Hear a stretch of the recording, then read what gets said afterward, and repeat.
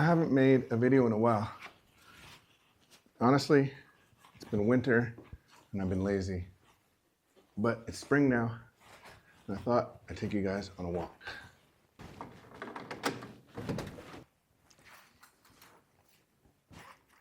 It might be better that I didn't make videos. I got here in July, so it's giving me time to really absorb the place and get over the novelty of it all, so I can really get an experience for the place before I start explaining things to you guys. So I'm just walking in a park called, actually I don't know what it's called, but it's by the Moscow River. You can see it there. It's a very beautiful little walk, a nice little park. I take my dog for walks here, but the purpose of this video is not the park. The purpose of this video is to give you a little bit of history on myself and my family and how we ended up moving to Moscow. So I guess to briefly rewind to the beginning, I'm a retired Canadian Forces member. I served for about 15 years, and both in the Army and in the Air Force. After a deployment, me and a couple of friends decided to take a vacation down to the Caribbean, and I met my wife there, who was also vacationing with her friends. We just kept communications, kept talking, and I visited Moscow. She visited Canada, and then we decided to get married. We lived in Canada, where we had 3 beautiful children. When I retired, we were looking at expatting out of Canada to another country. I was thinking a lot about Peru in particular, but we both decided that it would be far away from both my family in Canada and her family in Russia. So we decided that somewhere in Europe would be better. And we both really, really liked Portugal. We were planning to move to Portugal. We had visited there and liked it. But the second time we went through to Portugal, it just kind of seemed to change a little bit. And I don't know if it was because of economics, because of COVID happening, or because of mass migration there, but it just didn't have the same feel that it did. Maybe it just didn't feel the same because it wasn't as nostalgic as the first time. My last day in the military was in 2020. We had talked about moving to Russia for years prior to that, but because we both didn't like Portugal, I thought, why not bring the conversation of Russia back up? It's not the first time that I've been here.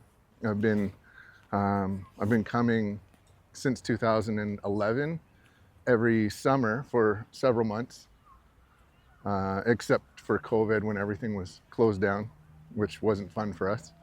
But yeah, every summer we come. So it wasn't like I was coming in blindly. I knew the country fairly well, but living here is a different thing than coming for a couple months. So we've settled in, and the kids are in school here. They're doing well. The 3 of them were already bilingual. My wife, since their birth, has not spoken a word of English to them. She only speaks Russian with them. I only speak English. Me and my wife speak English with each other. So they're fluent in Russian, so that was fine. Our dog is getting used to apartment life. I don't know if you can see in the background as I'm walking here, but in Moscow there's really no houses. It's all apartments. So my dog is now living in an apartment with us. She was scared of the elevator for a bit at first, but she's used to it now after a few months of going up and down several times a day. But yeah, I mean, now I think that I've been here a little longer. I have more time doing things and experiencing life here, that it'll be easier for me to do these videos for you. Like the schooling for the kids, I can't get into the curriculum and what they're taught, but I can discuss things like how the teachers interact with the parents and the process of the kids getting to school and coming back home, the hours and that kind of stuff. I can get into the transportation system here. It's unbelievable. I lived in Toronto for many years, and the subway system there is fairly good too. It's very good, actually, but subway system here is unbelievably efficient. With my limited amount of Russian knowledge, I'm comfortable enough to get around anywhere. So I can talk to you guys about that kind of stuff. I can talk to you guys about the stuff that involves like social assistance with families. So if you have 3 or more children, there's a lot of benefits and perks that you get as being that type of family.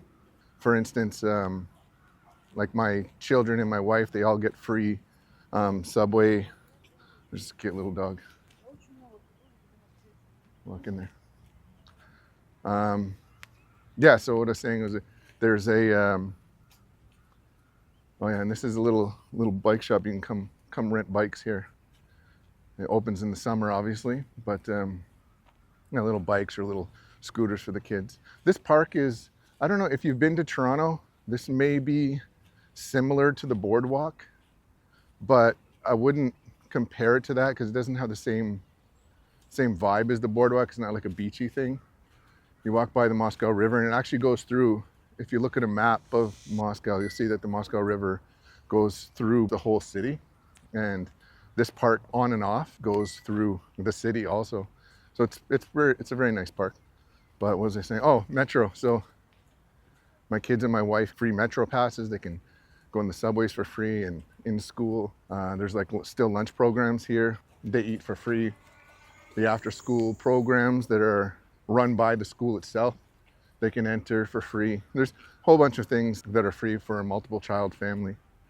The hospital system here is very, very good also. There's so many clinics everywhere. And like when I say the word clinic, to me, I think about like a small little room with maybe a doctor in it, quite possibly a teleconference doctor and a nurse attached to a pharmacy.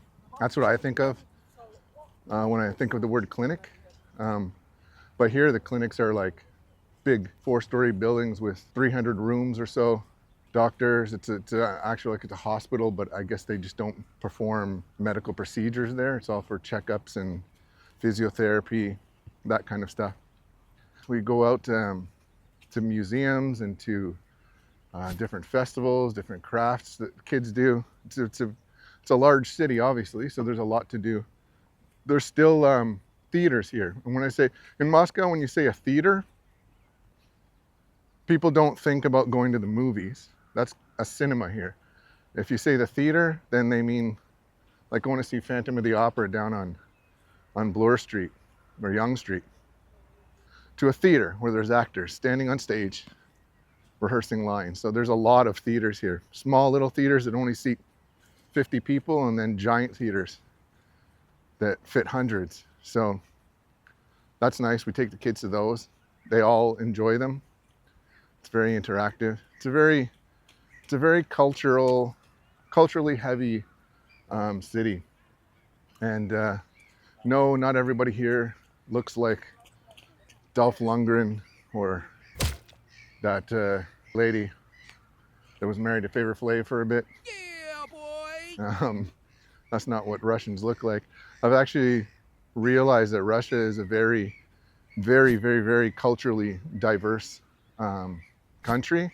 Moscow City itself is unbelievably diverse.